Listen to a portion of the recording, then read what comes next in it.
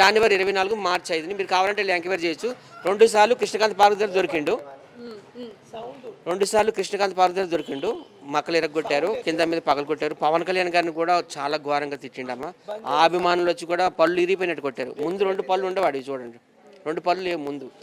వాడు ఇంకేంటి మూసినది లాగా అనమాట. కంపు ఇంకా అందరినీ తిట్టడము. కూడా హెల్త్ బాలే అని పోలీసులు చెప్తున్నారు.